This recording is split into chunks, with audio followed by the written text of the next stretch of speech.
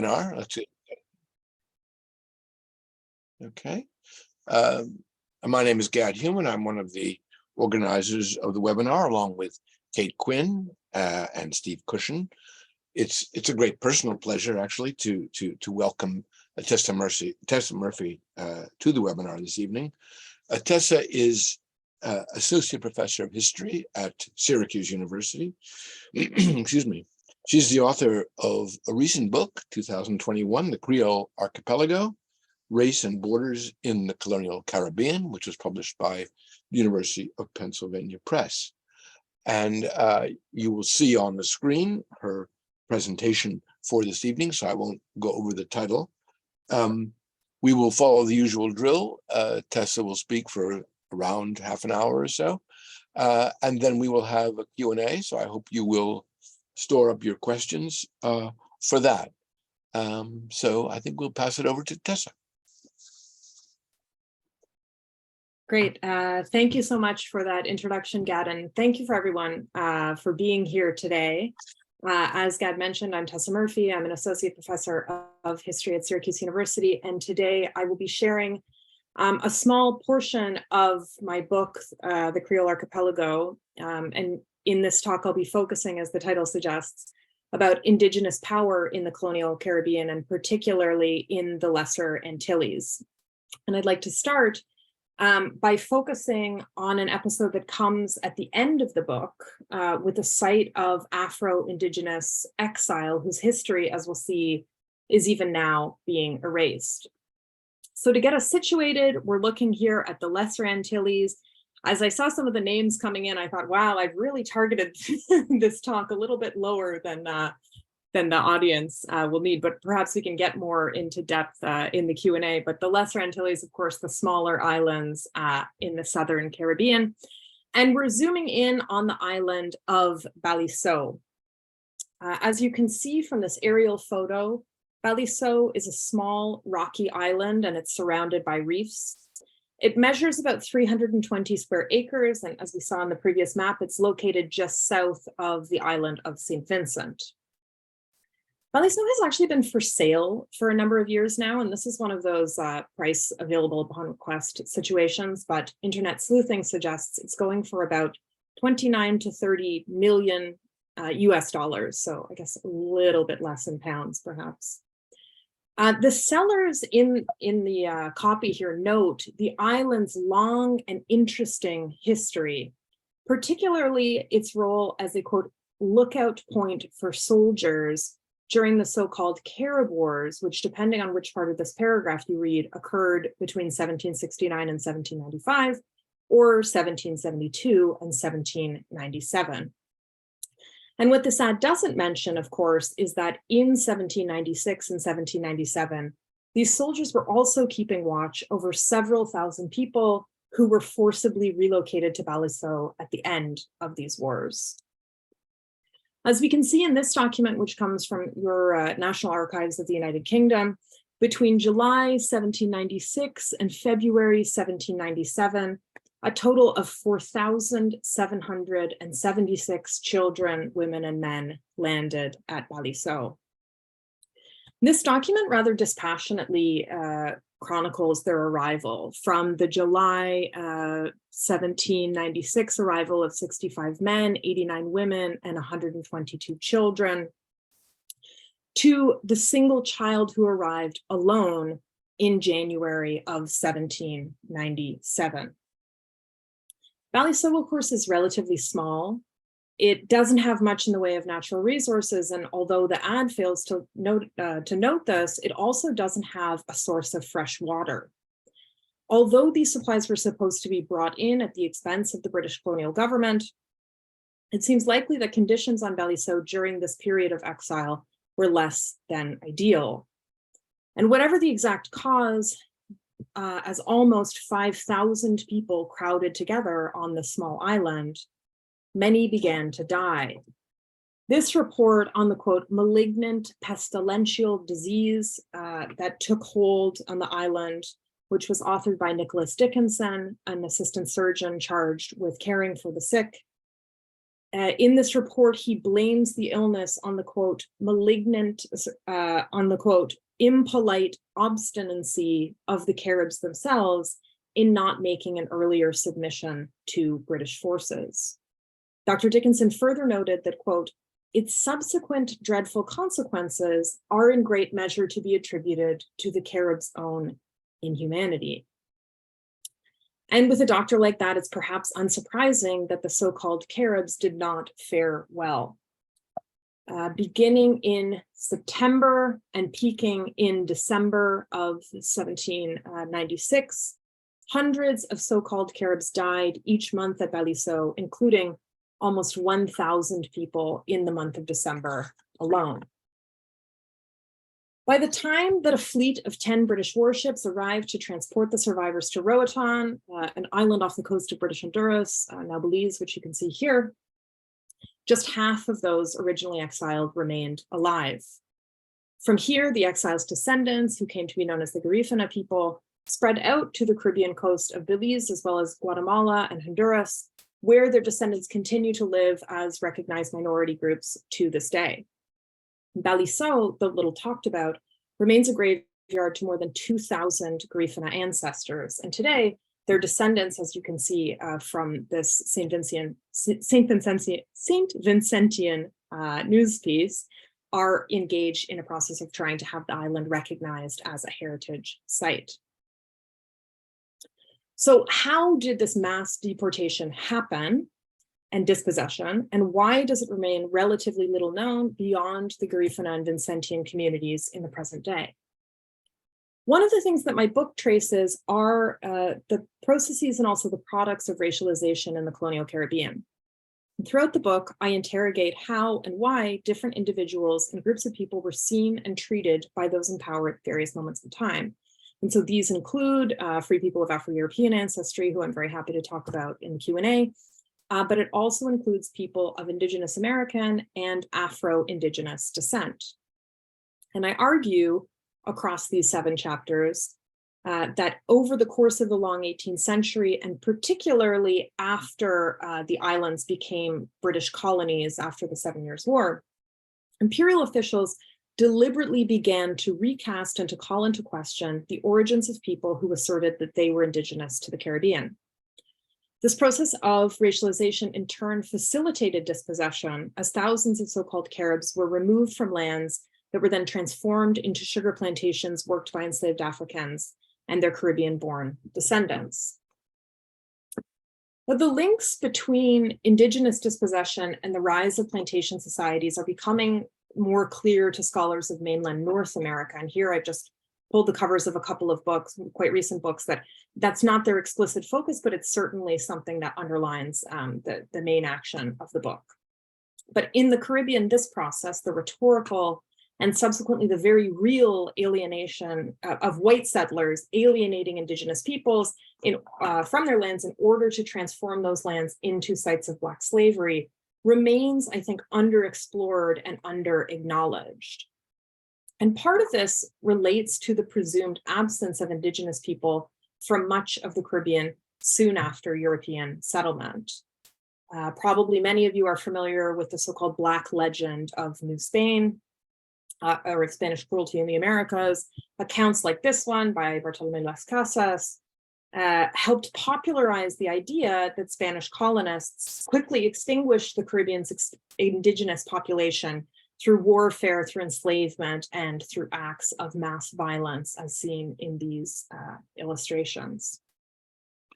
And certainly, European colonization did bring a steep decline in the Caribbean's indigenous population.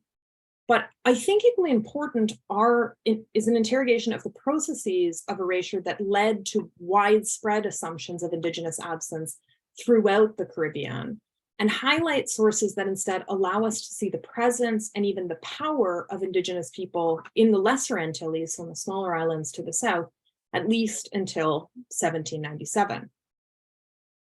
The first of these sources is physical or material. Kanaoa, which, as you can see from this entry in a French Carib, this is a Carib French dictionary. There's a companion French Carib dictionary. you can see here that it's the indigenous word for canoe, allowed people to move between these islands both before and long after European arrival. In my book, I argue that this versatile indigenous technology was key not only to survival, but to forging a shared space across islands not successfully colonized by Europeans until well into the colonial era, more than 250 years after Columbus landed in Hispaniola. Canoa, as the dictionary explains, are usually made from the trunk of a single hollowed out tree.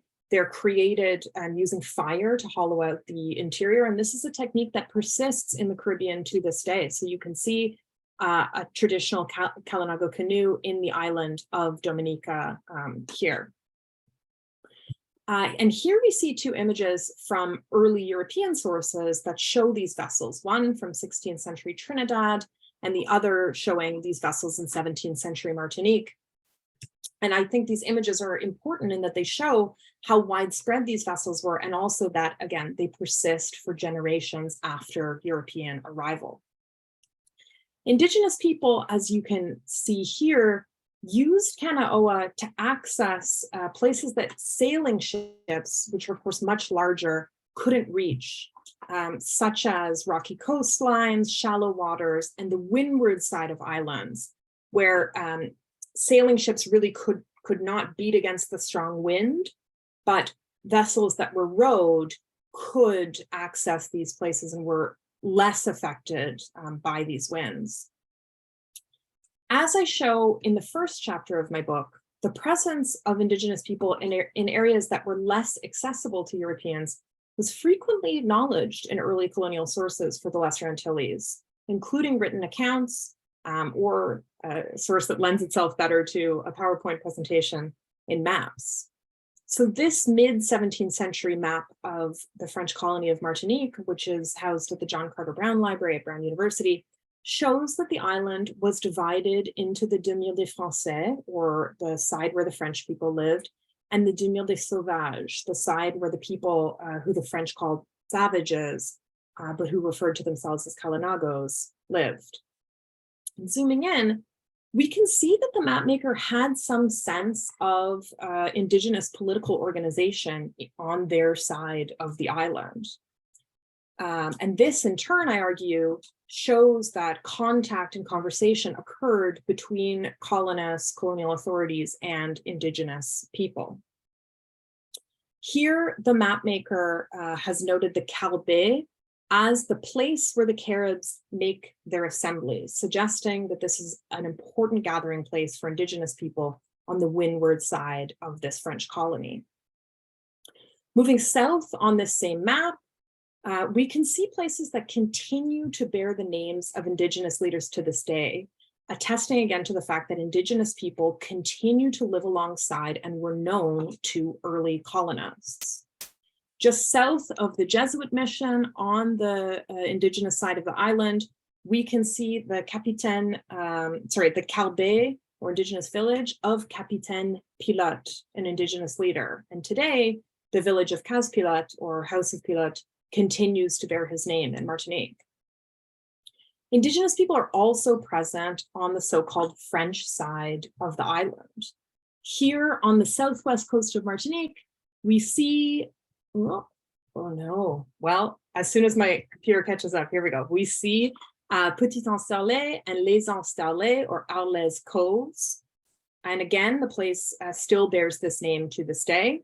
Arles, like Pilote, was an Indigenous leader who was known to early French settlers in the island. He and his followers persisted in this colonized space long enough for the sites to bear their names and be known by these names to even to colonists who were claiming domination over these spaces. In a map published in France several decades later, the place where the Kalinagos make their assemblies has become cul-de-sac français. This map, which dates from the mid-18th century, acts as a source to trace early French colonization of the Kalinagos side of Martinique. Just north of cul-de-sac français, we see Batterie à Massacre, or Massacre Fort, alluding to an armed confrontation between Kalinagos and French forces documented in written sources from the area. And we also see up here the first windmill on the island, which the map notes was made in 1718. Several other windmills dot the windward side of the island. So we see one there, we see one over there. And of course, these are on a side of the island formerly recognized as the dwelling place of the indigenous people. Windmills were used to grind sugarcane, so these seemingly innocuous structures actually speak to the advance of sugar production in early 18th century Martinique. But even the seeming absence, there's no more dwelling place of the savages on this map, can fruitfully be interrogated to reveal processes of displacement and of erasure. Contrary to what this map suggests, as I show in the book, indigenous people did not disappear. Instead, this map, which focuses on the French colony of Martinique and neighboring St. Lucia, and we've got Dominica and St. Vincent just appearing at the edges here, giving a sense of how close these islands are, hints at where some people may have gone. And indeed, as countless Paris registers held in the Archives départementales de la Martinique, like this one, and then also at the Archives nationales d'Outre-mer in Aix-en-Provence in France, as these Catholic parish registers attest, people who migrated outside the sphere of French rule could use indigenous technology, Kanawa, to come back within that sphere in order to participate in Catholic rites such as baptism and marriage. And what we're seeing here is the baptism of a little boy named Christophe, who was born to a free Black man, demeurant Sainte-Lucie, so living in St. Lucia, and of a Carabillesse, or an unnamed Kalinago woman. And the persistence of indigenous women being unnamed is something that we see across a lot of sources, and is something quite fascinating, I think. Such families, I argue, were not unusual in the interconnected borderland world I call the Creole archipelago. As this map of the 17th and 18th century Lesser Antilles shows, French and English colonies like Martinique were interspersed with islands that had been recognized as indigenous territories by a 1660 treaty signed by English, French, and Kalinago representatives. This 1660 treaty, which is perhaps the most straightforward illustration of indigenous power in the Lesser Antilles, stipulated that, quote, the said islands of St. Vincent and of Dominica will forever belong to the said savages, meaning indigenous people. They cannot be settled by one or the other of the said English and French nations, end quote. So almost 200 years after Europeans first arrived in the Caribbean, and a century and a half after the region's indigenous inhabitants supposedly perished, Kalinagos were still strong enough to broker territorial boundaries with colonial powers in the Lesser Antilles. As the years wore on, however, these Kalinago islands were increasingly referred to by English and French settlers as neutral. This neutrality, as I show in the book, belied growing populations of French settlers, free and enslaved people of African descent, and people of mixed race who increasingly encroached on lands that were once recognized as the domain of the Kalinagos. For the first half of the 18th century, these groups shared space in these islands much as they had done in Martinique the century before. Notably, as in Martinique, the rougher windward side of each island, which could be accessed by canoe, was usually Kalinago territory, whereas the calmer leeward side, which had ports which could accommodate European sailing vessels, was usually the European side. This sharing of space changed after the 7 Years' War, which, as you probably know, was fought from 1756 to 1763. By virtue of the 1763 Treaty of Paris, Dominica, St. Vincent, Grenada, and Tobago became colonies of Great Britain, while St. Lucia became a colony of France. And British planters and officials, as Max Adelson shows in the new map of empire, approached these new colonies as key sites for the creation of sugar plantations. To them, the islands were either empty or they were not being put to their proper use, which was to produce thousands of tons of sugar to enrich British planters and merchants. This vision of British prosperity at the expense of African exploitation and indigenous dispossession is reflected in this map of St. Vincent. This particular copy is also held at the John Carter Brown Library, but this map and others of the ceded islands of Dominica, Tobago, and Grenada was actually published in England and made available for purchase. So the maps, like the land, were intended to be claimed and held by British subjects. And reading this map as a primary document reveals British approaches to settlement and development. Plots of lands could be purchased by individuals. We can see some here whose names were actually published in an accompanying guide to the map. So we can see kind of the size of these plots and also the fact that they really hug still the leeward sides of each island. But the map also reveals just how contested this transformation from Kalinago, or neutral island, into British colony really was. On the northeast side of the island, again, the same windward side that indigenous people had claimed in Martinique and where an indigenous reservation persists in Dominica to the present day, we can see, just barely on the map here, the Carib boundary line. And this line divides settler lands, which are carved up into private plots, from indigenous land where we don't see evidence of individual ownership. And we can also see that some of this land was allegedly granted to the Caribs by the treaty in 1773. So like the mid-18th century map of Martinique, this source allows us to trace some of the recent history of this island. And what we can learn is that a new peace had only recently been reached between the so-called Caribs and those who granted them the land, the British. This peace was reached after British troops were dispatched to fight a conflict that came to be known as the Carib War and later the First Carib War. So if you've guessed that means there was a second Carib War, you are correct. This medal, which was given to British participants in the conflict, gives us some insight into how the war was viewed in Great Britain. So those who served, of course, did so in the name of King George III, who had recently extended his reach over new parts of the globe. And the battle, according to the medal, was waged, quote, for the peace and prosperity to St. Vincent's.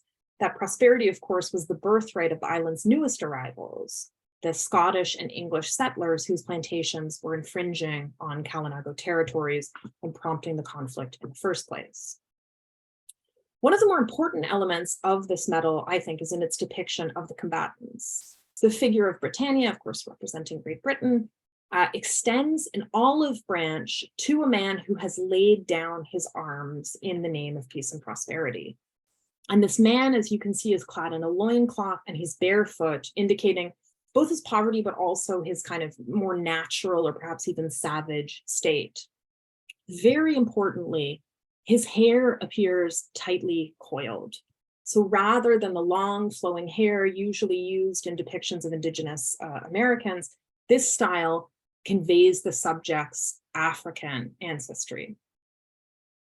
By the time of the Carib War, depictions of Kalinagos as Afro-Indigenous were commonplace. And to a certain extent, these depictions were rooted in historical and demographic realities. In the decade after the Treaty of Paris, British slavers trafficked more than 10,000 individuals from West Africa to St. Vincent. And as you can see from this graph, trafficking increased substantially in the early 1770s, coinciding with this period of conflict. And certainly some of these recently trafficked people escaped to the mountainous regions that had long been known home to Kalinagos and joined forces with the people already living there. But as I argue in the book, these depictions were also rooted in the perception, popularized by settlers and by British colonial officials in St. Vincent, that Kalinagos were not real indigenous people. Sir William Young, a very wealthy British planter who also supervised the surveying and sale of lands in St. Vincent and other ceded islands, was quick to claim that St. Vincent's indigenous inhabitants were in fact fugitives from slavery. In this portrait, which is held in the UK, We can see Young's wealth. He and his family are dressed very ostentatiously. And also the fact that this wealth was produced in part by slavery. We can see the very well-dressed young page attending to one of Young's children here. Again, kind of a nod to the wealth of this family. In a book later published by his son, Sir William Young Jr., Young advanced the very specific claim that, quote, the Black Caribs, as they have been termed in late years, because this is a new moniker, are the descendants from the cargo of an African slave ship bound from the Bight of Benin to Barbados and wrecked about the year 1675 on the coast of Bekia, a small island about 2 leagues to the south of St. Vincent. These survivors, Young wrote, not only assumed the national appellation of Caribs, but individually their Indian names, and they adopted many of their customs. They flattened the foreheads of their infant children in the Indian manner. They buried their dead in the attitude of sitting and according to Indian rites, and killing the men they took in war, they carried off and cohabited with the women, end quote. These are all behaviors documented by archaeological evidence of Indigenous remains and Indigenous settlements from the pre-contact era, as well as written accounts from the early colonial or early contact, early colonial era. And I argue that what we're reading here is an account of ethnogenesis, defined, of course, as the coming into being, the genesis of a new group, people, ethnos. Living alongside one another for generations, people of African and of Indigenous American ancestry gradually developed shared social, cultural, and linguistic practices. But to Young and to many others who wanted Kalinago land, this was not ethnogenesis, but usurpation.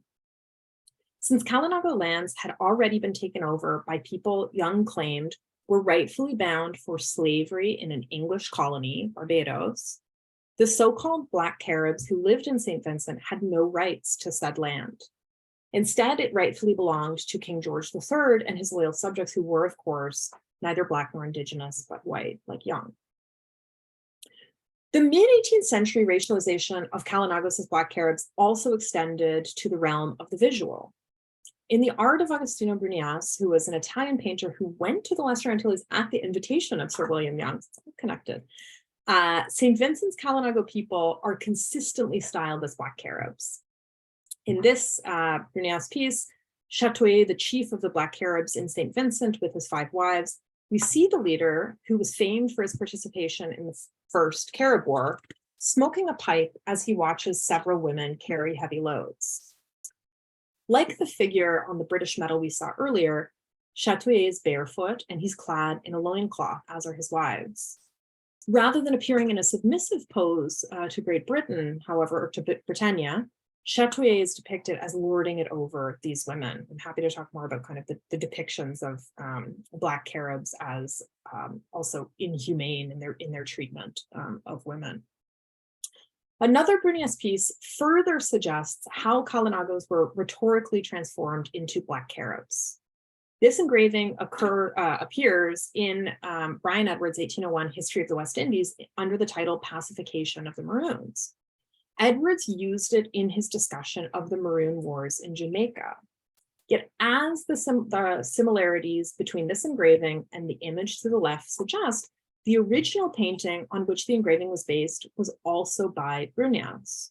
The title of Brunias's original work, 1773 Treaty Between the British and the Black Caribs and the Island of St. Vincent, is unambiguous. This is not a representation of Maroons in Jamaica, but of peace negotiations following the 1772 to 1773 Carib War. Yet by repurposing and retitling the image, British West Indian historian Brian Edwards participated in equating the story of the Kalinagos, or the Black Caribs, descendants of Indigenous and African people in St. Vincent, with that of the much better known Maroons in Jamaica. And in a vivid illustration of the consequences of historical erasure and forgetting, this equation persists. Even among historians, this image is usually thought to depict Jamaica Maroons, not Lesser Antillean Kalinagos. Tensions between Kalinagos and British settlers and officials would continue through the American Revolutionary era and after, culminating in a second war that began in March 1795 and continued until the exile to Baliceaux, with which I began this talk. During this so-called Second Carib War, Kalinagos partnered with and received aid from French revolutionary forces stationed in nearby islands like St. Lucia and further afield in Guadeloupe. Here we have the account of one such revolutionary, Alexandre Moreau de Jeunesse, whose account can serve as a very romanticized ethnography, but perhaps an ethnography nonetheless. Although French forces in St. Vincent surrendered to the British on June 10, 1796, Kalinago combatants continued to fight. Chief Chatouillet, who we saw a few slides before, was killed in a battle within the first week of the conflict. But on July 19, 1796, a group of Kalinagos confronted British troops at Chatouillet's former stronghold of Consab. As the British later reported, the Kalinagos declared, quote, they would never submit to the English, and they did not revolt so much from the prospect of death as from the idea of submission.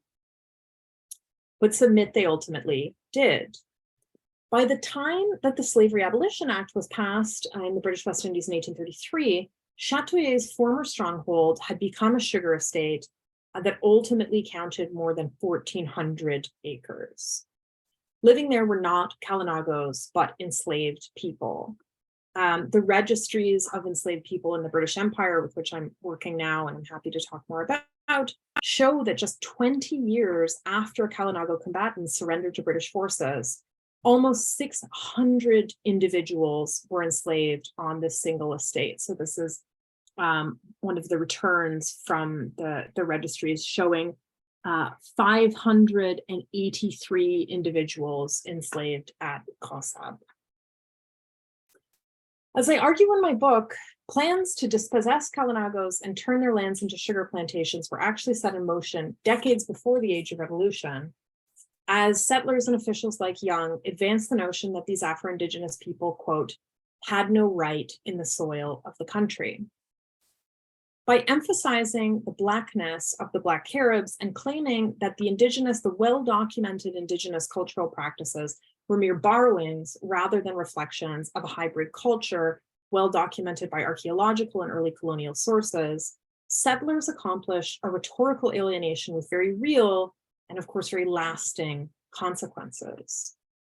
As Young wrote in 1795, before British forces had actually put in motion their plan to exile the Kalinagos to Baliceaux, either the British planters or the Black Caribs must be removed from off the island of St. Vincent's. By diametrically opposing Indigenous land rights with colonial settlement, Young offered an ultimatum. Either the Kalinagos had to go, or the British Empire had to forfeit a potentially lucrative sugar colony. As in other parts of the Americas where Indigenous dispossession opened new lands for plantation production, after the exile to Baliceaux, St. Vincent's Windward Coast became a center of slavery and plantation production. Here we see the ruins of a large watermill on Consab estate, so used for grinding cane. Yet as the contested history of Kalinago, Carib, and later Garifuna survivance suggests, this is a history that is still being reconstructed, rewritten, and challenged by historians, as well as by the descendants of people who were exiled and erased. A variety of sources, including material culture, written narratives, maps, and images like this one, help us to do so. As late as the late 19th and early 20th centuries, residents of St. Vincent were surprised to discover Kalinago descendants still living in the mountains of the island's rugged windward coast, where their ancestors had taken refuge centuries before. This is a 19th century illustration of Captain George and his family. George was described as a Black Carib, and his wife, who remains unnamed, was Yellow Carib. 200 years after the British laid claim to St. Vincent, Afro-Indigenous families and communities like this one persisted. By refusing to accept that the Caribbean's Indigenous inhabitants simply disappeared, and by instead using a variety of sources to interrogate the historical origins of Black Caribs, my work sheds light on Indigenous power and persistence in the early colonial Caribbean and traces the lengthy and interconnected histories of Indigenous dispossession and African slavery in this region of the Americas. Thank you. That was great. Yeah, very. That was really interesting. There's a great deal to interrogate in that. I have a kind of. I will start off before people pitch in, which is something sort of vaguely personal. So the head of the botanical gardens, an older man whose name I've now forgotten, talked about the origins of the Black Caribs and based it on that 1675 shipwreck. But now, and I said, oh, no, that can't be right, or whatever I said at the time. Now, so you're having mentioned that, I wonder, is there any, what's the basis of that story, or that, that was believed by someone who was someone keenly interested in the history of the Caribs and in the history of St. Vincent? Yeah, and I do think certainly. So I appreciate the question, because it's one that certainly there's many different narratives of the shipwreck, and so you start wondering, okay, where there's smoke, there's fire. Is there something to this? Now, it's not documented in, let's say, the transatlantic, the Voyages transatlantic slave trade database. There's nothing to show a shipwreck, but of course, particularly for the early colonial period, that's not a complete record. What I find really interesting about that narrative is the way that it evolves. So you would expect, I would expect at least, that if such a shipwreck occurred around, let's say, 1675, as the account later becomes, I would expect some colonial correspondence, whether English or French, to note that. And I don't see it in those early papers. You do start to see it appear in French colonial correspondence around the turn of the 18th century, but the date is not there. And what I find really interesting is the way that it evolves. So by the time Young is talking about it, and then, is it Anderson who has the botanical garden? I can't remember his name. Yeah, something like that. Yeah. You met him? Did you meet that guy? Oh, no, sorry. I'm thinking about like the colonial. The earlier one. Yeah. Sorry. It's okay. But the narrative becomes very specific. It's an English slave ship, and it's bound, therefore, for an English colony. And what does that mean? That the people who were on that ship are being claimed by the descendants of, so by the inheritors. And so it becomes, in these earlier versions, there's some notion of, okay, there was a wreck, but it's not attributed to the English. There's no sense of where the ship was coming from and where it was bound for.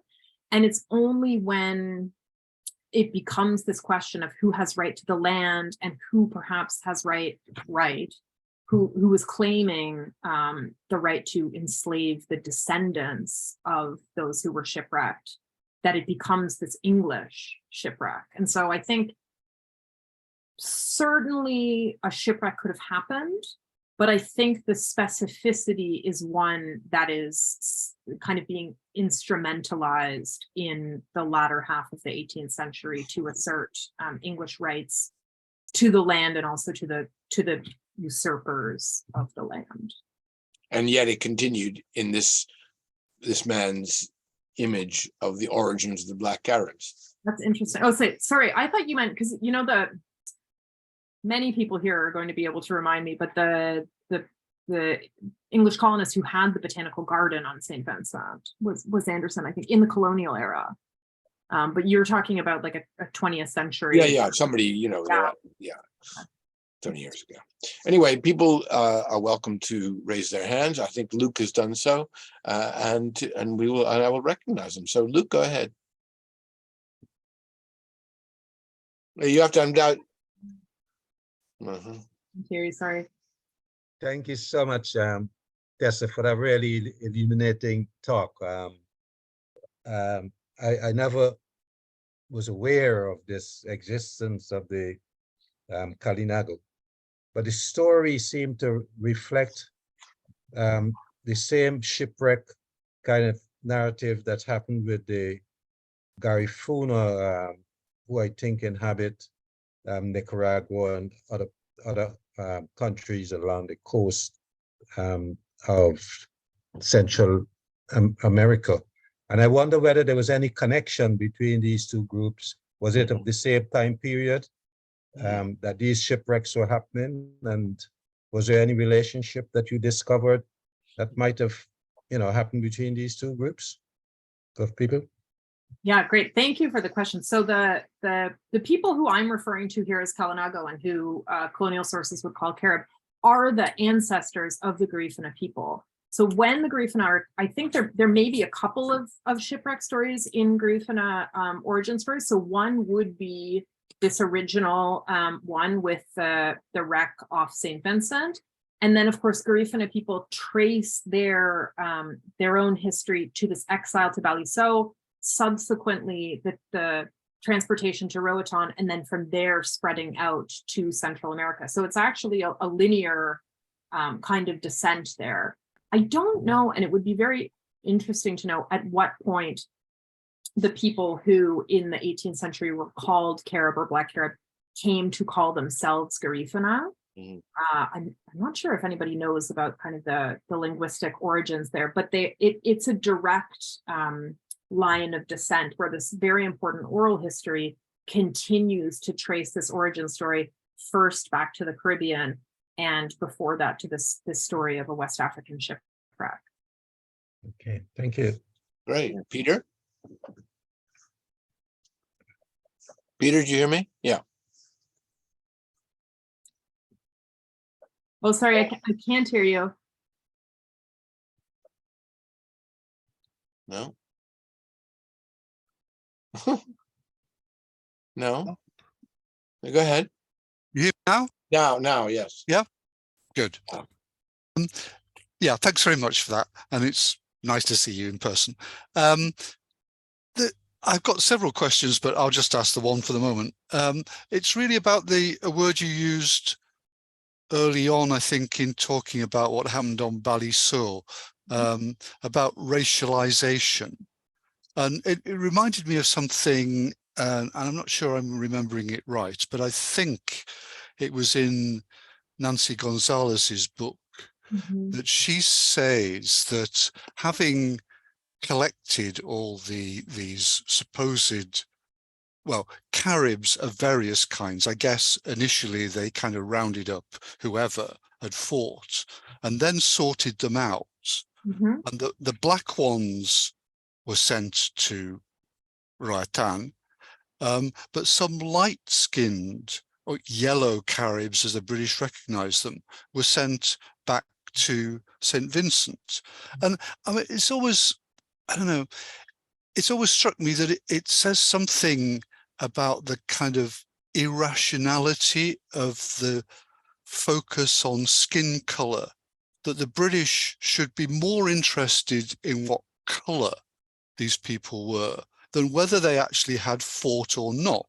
I mean, in other words, they could have been sending back some of the best Kalinago warriors to St. Vincent just because they were light-skinned rather than dark-skinned. And that irrationality, I mean, racism is obviously irrational, racialization is irrational, but it just seems to me to speak so strongly to the power of that ideology at that moment. And I wondered if you could say something about that. Yeah, absolutely. And you're right. I think Gonzalez talks about it, but it's also right there in the archival document. I'm not going to pull up my PowerPoint, but if you go back and you look at, I might not be on that kind of list, but they sort out and they say something like 47 out of the 5,000 exiles are identified as yellow Carib. And you're right, are separated out and are sent back. And then there's also people who are identified as the slaves of the Black Caribs, which is a separate thing, right? So the English are able to recognize what they see as distinctions within these groups, and then also status distinctions within this community that they're calling Carib.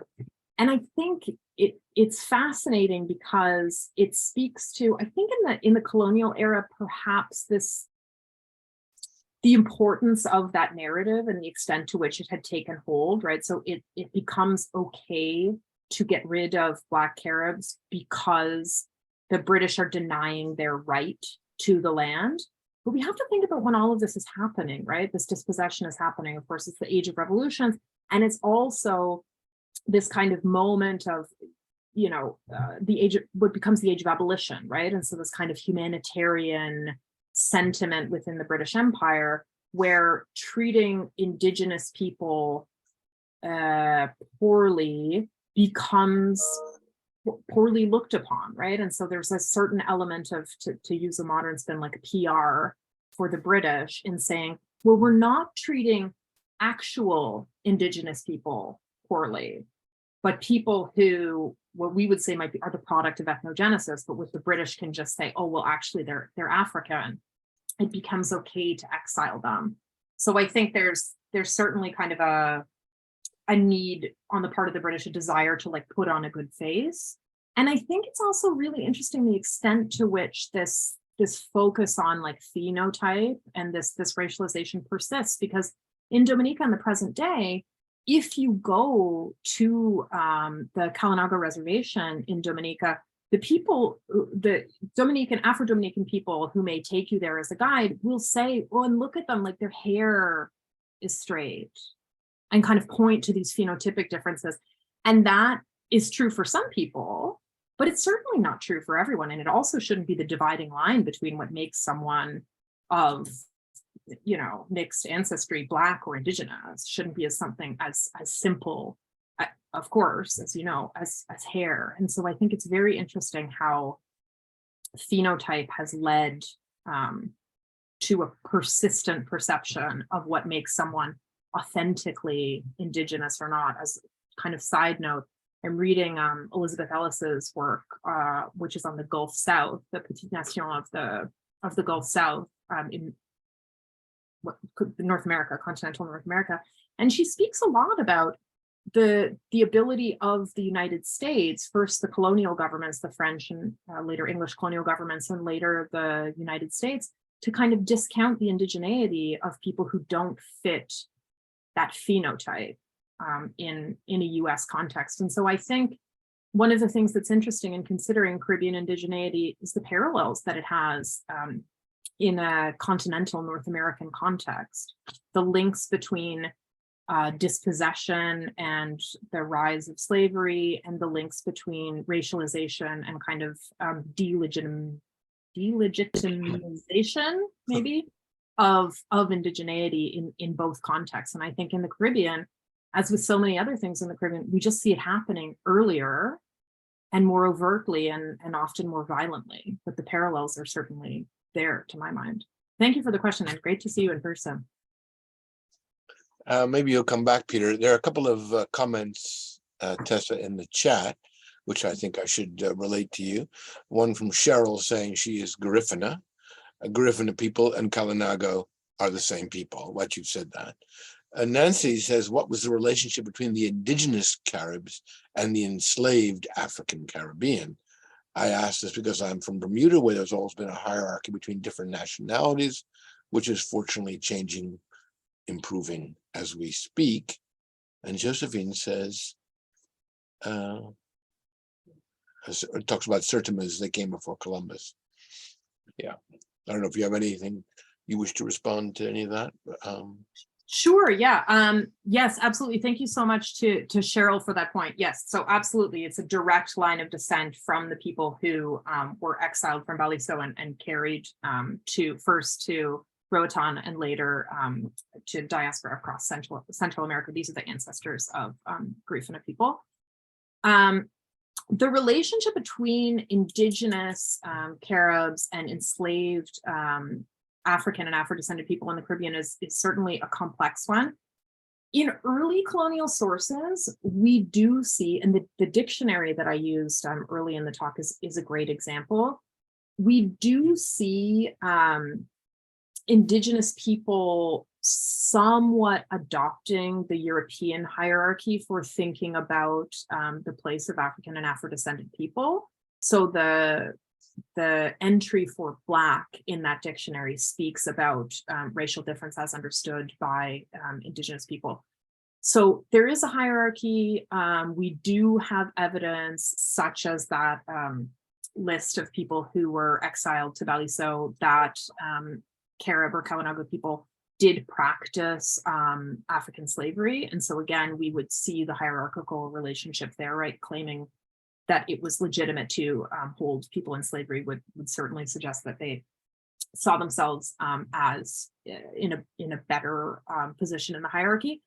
But we also see from a very early period a lot of intermarriage. And so we do see certainly Afro and Afro-descended people being brought into Kalinago communities, forming families with Kalinago people.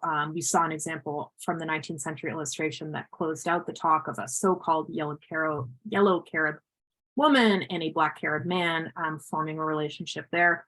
So yeah, a roundabout way of saying it wasn't so cut and dried. I think certainly Indigenous people were understandably very worried about being enslaved by Europeans.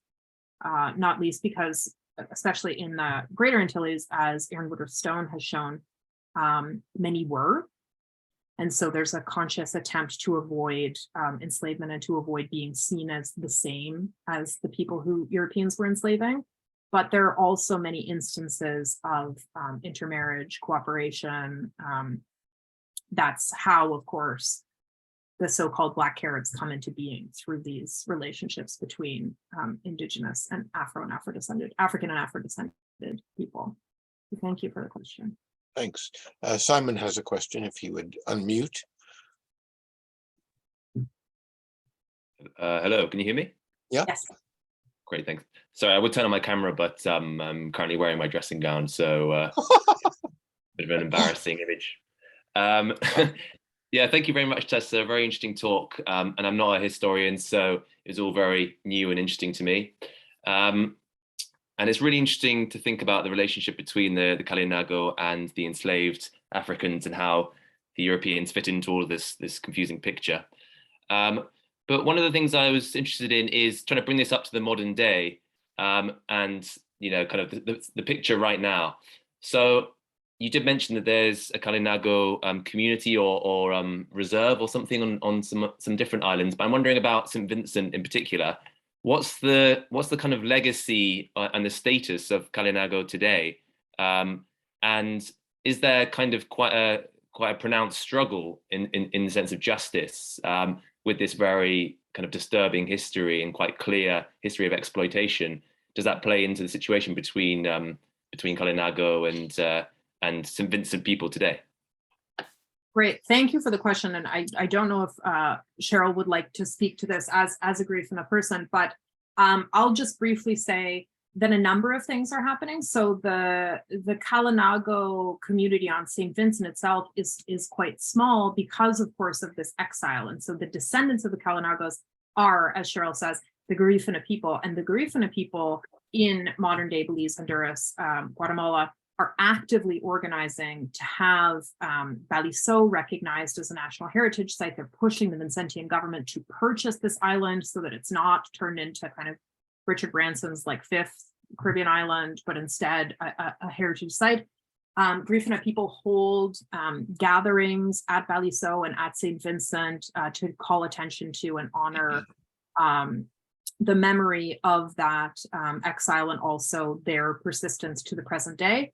So certainly there's political organizing among Garifuna people in Central America, connections being made to St. Vincent. As far as that being kind of a contentious relationship, I can't speak to that. I can say that fairly recently, Chatoyer, the Carib leader who I spoke about in the talk, was made a national hero of St. Vincent, and he appears in kind of iconography of the country. And so he's certainly very well regarded and seen as a hero to colonialism in the country. So there I would think that the relationship would be positive. The reservation that I spoke about is in Dominica. It's the only recognized Indigenous reservation in the Caribbean. Used to be called the Carib Reserve, and at the request of those who live on this reservation, it was renamed the Kalinago Reservation fairly recently. Steve Lennox has written about this. And so that's why I call these historical actors Kalinago people from the colonial era, rather than using the term Carib, which was a European a European term. Those Kalinago people were not people who were racialized as African in the same way. So from very early in the British colonial, so when Dominica becomes a British colony in 1763, we see from fairly early on a recognition by the British that there's land, again, on the windward side and the northeast of the island that rightfully belongs to the people that they call Carib, who call themselves Kalinago.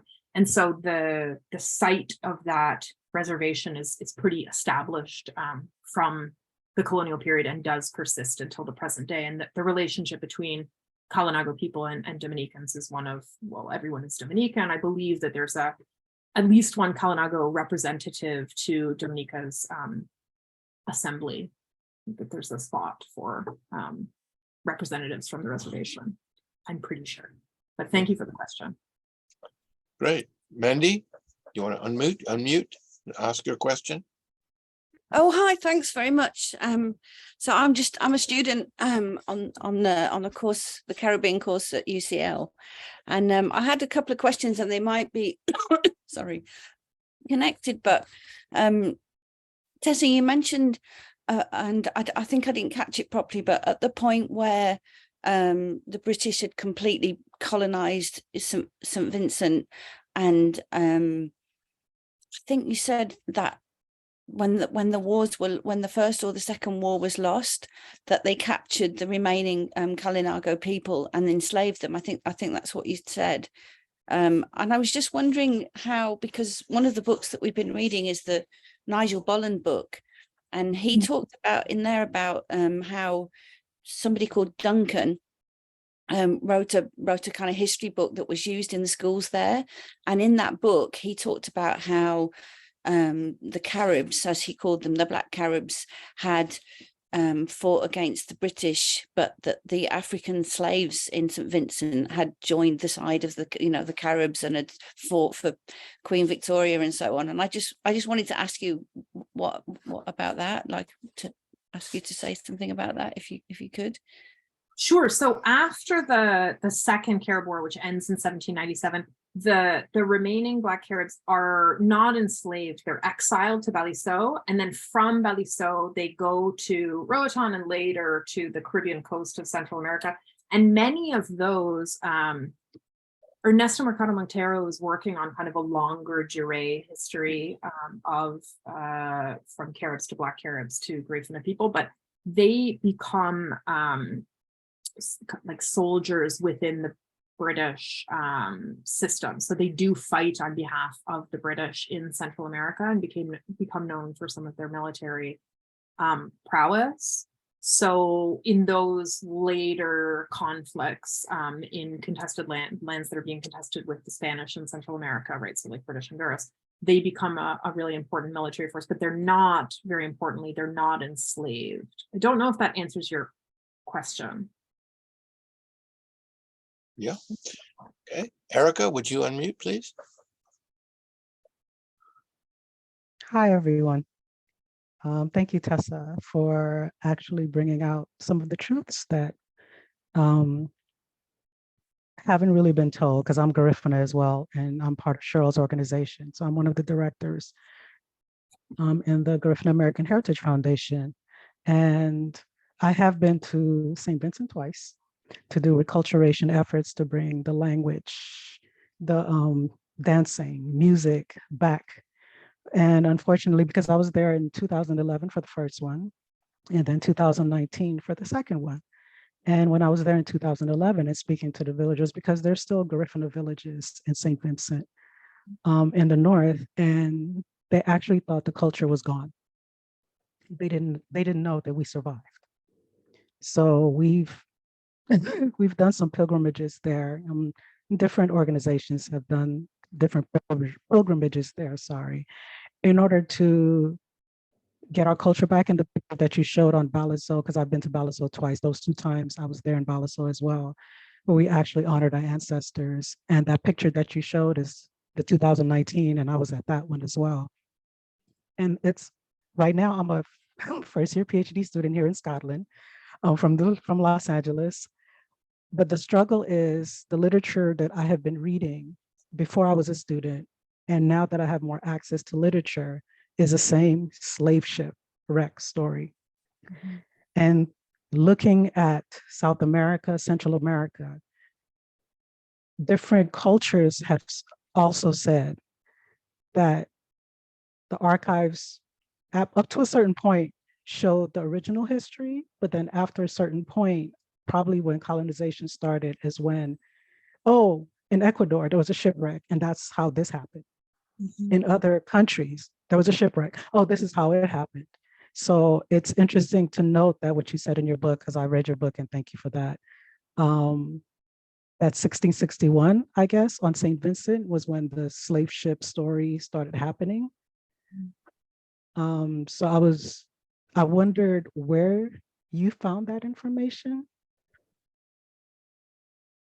So first of all, thank you so much for being here. And I just wanted to call everyone's attention to Cheryl's comment in the chat as well, because again, I don't want to speak for Garifuna people. I think that it makes a lot more sense to have Garifuna people speak about their culture, the persistence of their culture, and how that relates to Kalinago or Garifuna people in St. Vincent in the present day. So just that to begin.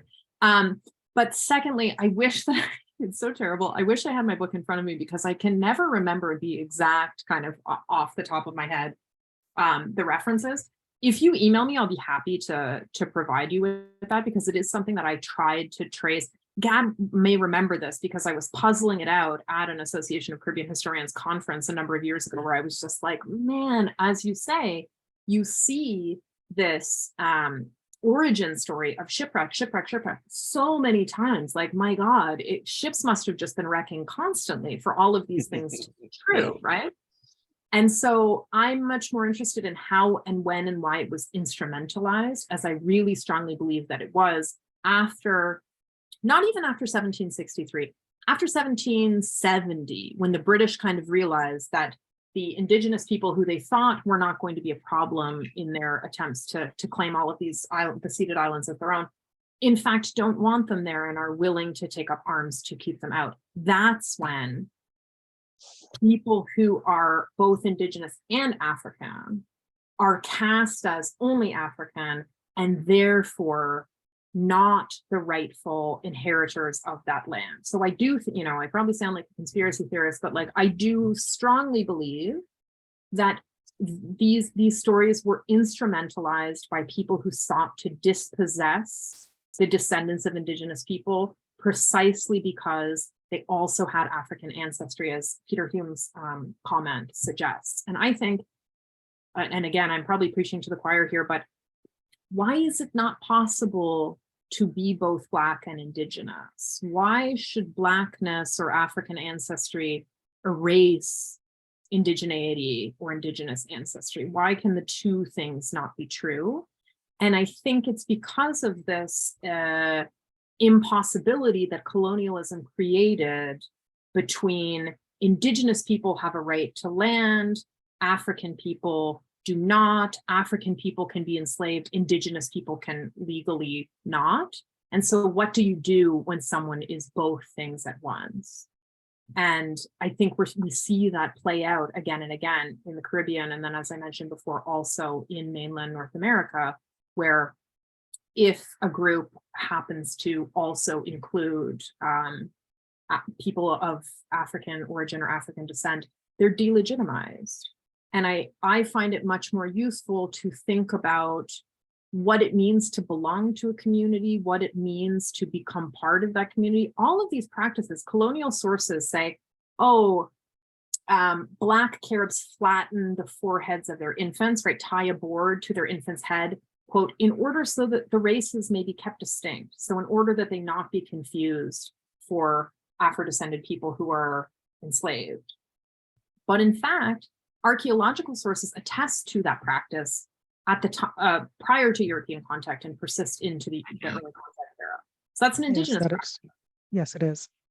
And the fact that people who also had African ancestry adopted that practice doesn't necessarily mean that they didn't want to be enslaved. It means that that's part of their culture, and that's a shared culture. So I'm sorry, this is like very roundabout, and I've forgotten that. But yes, I agree with you that the shipwreck story is everywhere. It's kind of used as an explanation to avoid interrogating a much more complicated history, and a history that I think should require us or prompt us to reckon with the links between indigenous delegitimization, dispossession, and the rise of slavery in many different parts of the Americas. Okay. Thank you for your time. And Nick Watts asks, as you can see, Tessa, in the chat, how is Griffin culture represented in museums or archives? The region, which museums or archives? So I would love for Griffin people to speak to this. I can certainly say for Kalinago, the Kalinago people in Dominica, you can visit the reservation as a heritage site, and then also in the museum in Rousseau and Dominica, and then also in Martinique, there are exhibits about indigenous ancestry, indigenous technologies, right? They'll have like a full dugout canoe in the exhibits, but I am curious to know about any Garifuna cultural representation in Central America or in St. Vincent. Who's selling the island? I don't know. I only know like the private, the real estate ad there. So I that shows the company that's brokering it, but I don't know who's selling it. On a personal note, I was in the Kalinago reserve, whatever it's called, in Dominica, and with Lennox Honeychurch, and they performed a kind of, as he described it, and as it would be, an invented tradition of what was going on, and that was really, I mean, it was for tourists, and his comments were very revealing, and you can imagine them. Peter, you have a question? Peter, did you hear me? Yeah. Sorry. That's all right. Here I am. Yeah, it's a research question, Tessa. In the introduction to your book, you talk about shifting the vantage point, and I think that's very much what the book does. But of course, it's much easier said than done, particularly since for the period you're talking about, there really is an absence of indigenous voices. So I wondered if you could say something about how you managed to shift the vantage point. I mean, were there new archives that you found? I mean, I'm thinking particularly about the French sources, which are very different from the British sources in the story that they tell of this period. Or is it a question of reading those archival sources differently, or combination of the two, or something else entirely different? Yes. Well, of course, for anyone who doesn't know, you are a wonderful resource for thinking about some of the sources and how to interpret them. And so I do think, I didn't stumble upon a lot of brand new things. I think, the hope that we'll kind of like find these whole new archives in places where, the challenges of material preservation are so great owing to the climate, but also the funds that are needed. And then, of course, the unequal access to the creation of the archive during the colonial era means that I think we have to kind of reinterpret what we do have available. So as I showed in the talk, I think maps are like, really, when you look at early colonial maps, they cannot deny the presence of the very people that they're saying are not there. Right? Why are all these places named after indigenous people? How do they know, like, canoes can go here? If you look at the windward coast of that map of Martinique, they note like canoes can go here. This size ship can go here, right? And so they're learning about this by engaging with indigenous people and using their technologies. The early French written accounts, like Labat, is very clear about visiting indigenous people, traveling with indigenous people, embarking on canoes. And I think because the narrative of the colonial Caribbean is so often focused on kind of like getting to the real story, which is, of course, the rise of slavery and of plantation production, the very early colonial period kind of gets very abbreviated and we don't pause and kind of really engage with the sources that we do have available, that's changing, right? And particularly for the very early Spanish Caribbean, we're getting a lot of really fascinating work, but also draws on archaeological evidence.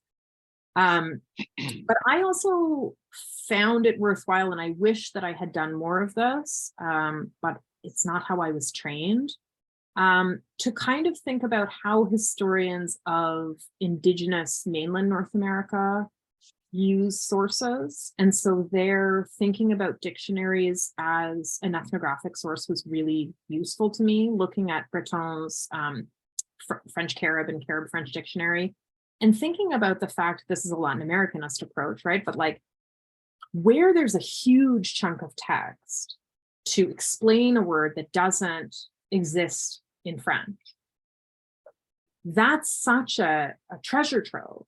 Because if the French have never encountered something like this in their culture and their plays, they're going to be engaged in a very thick description of what it is and how people are doing it or using it.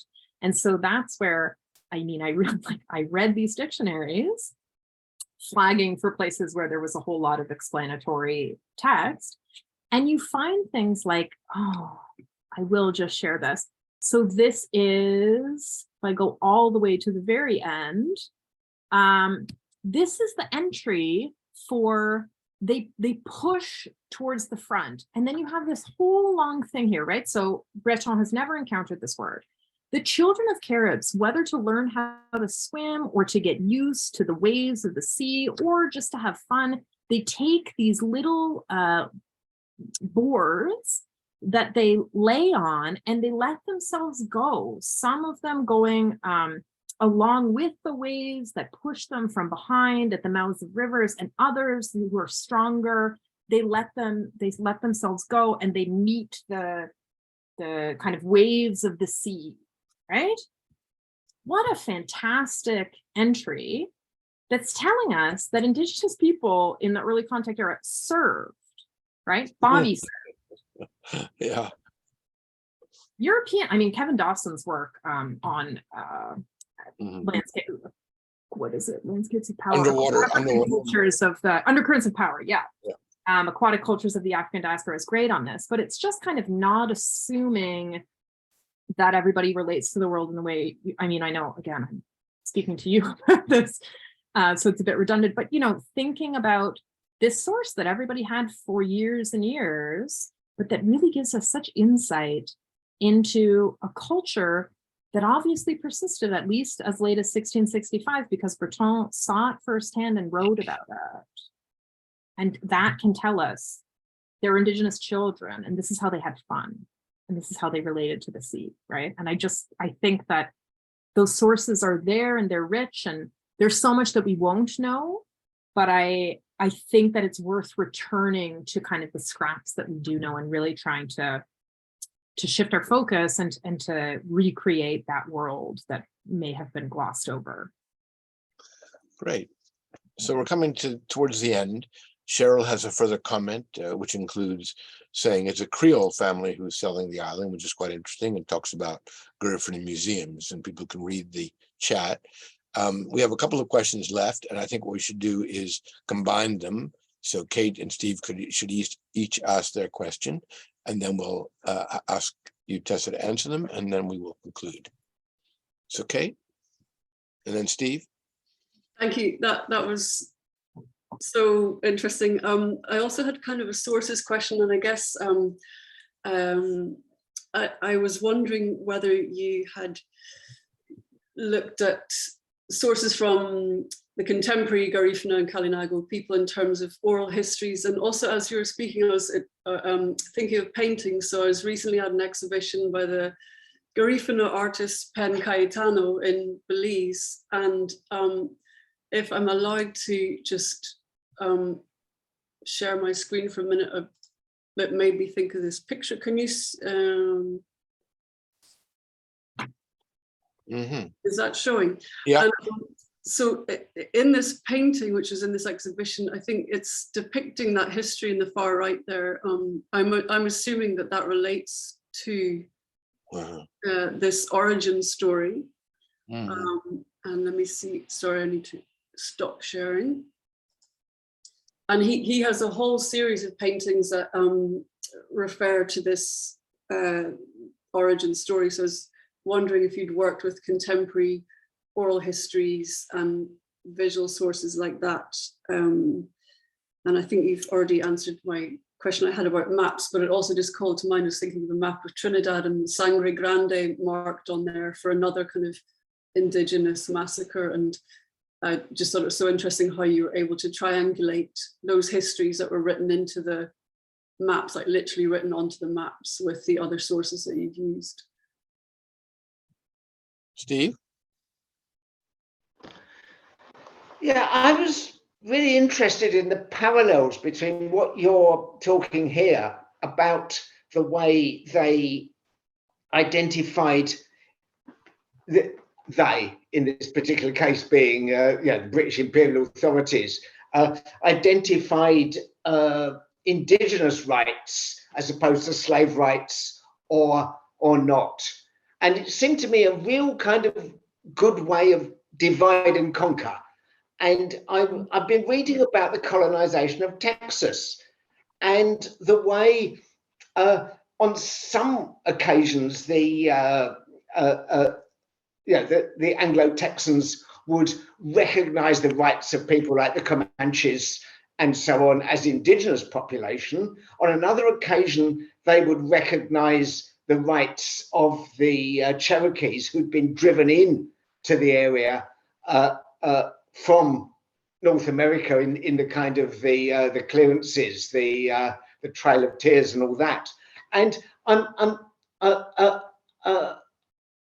interested in the way they, they again, I'm talking about the authorities, attempted to use this kind of divide and conquer to divide what were people who actually had the same enemy, which was them. Thank you. Great. Thank you both so much for the questions. I will answer Kate's first because unfortunately the answer is very short. And that is no. The book ends in it's really 1797. And so I do not follow the Kalinagos into exile as Garifuna people.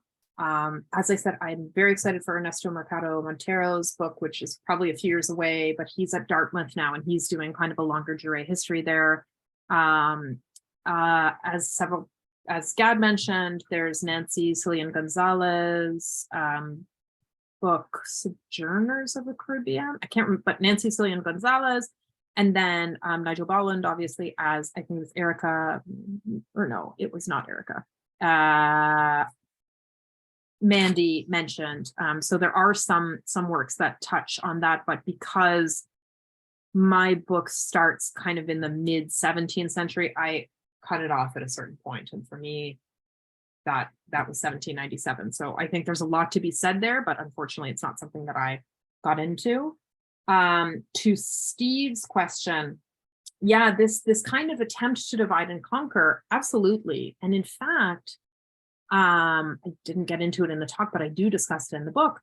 When the British are looking to broker peace with Kalinagos or later with Black Caribs, they try and reinforce these differences in their treaties. So there's a 1719 treaty that I talk about in the book that never actually goes into effect, but it's kind of hammered out, where one of this between the French and the Kalinagos and St. Vincent that says, okay, we, the French, will leave you alone, we'll provide you with arms, provided that any enslaved person who seeks refuge in your community is returned to us. And then later, during the Second Carib War, or as that starts to kick off, and there's discussion of, okay, what are the British going to do with this restive and quite powerful population, again, of almost 5,000 people. They send, as an example of how peace should be brokered, the Maroon Treaty.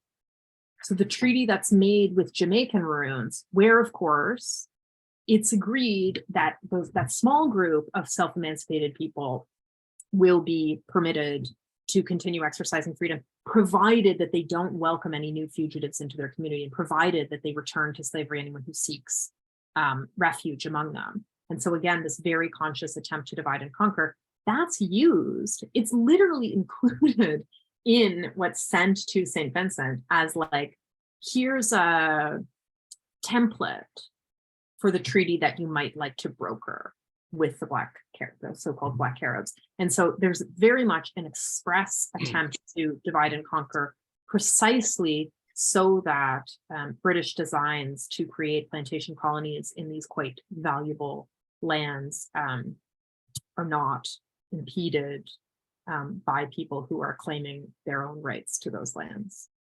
So thank you for those questions. Great. Before I thank Tessa, I'd just like to mention that our Caribbean seminar has, for a change, happily, an in-person session next Tuesday, the 31st of January, when Dr. Ramon Cabañas will talk about U.S.-Cuba relations, the inside story of the 2014 breakthrough. It'll be at UCL, and details of where it is in person you can find on the website. That's next Tuesday. But before, obviously, I want to thank Tessa for a wonderful presentation and for fielding so many questions. Obviously suggests the level of interest, and I think there's a great deal we could go further with because there are so many questions that arise in this. And I can only suggest that people go out and get your book. That's the only thing I can suggest. But in the meantime, thank you very much. It's great. And we look forward to seeing you at one of the ACHs sometime soon. So Great. thank you. Thank you all so much for coming. This was really invigorating, and I really appreciate all the questions. So thank you very much. But that was great. That was really, yes. That was really great. Very good. Very lively. Really worked well. Even though it's obviously online, and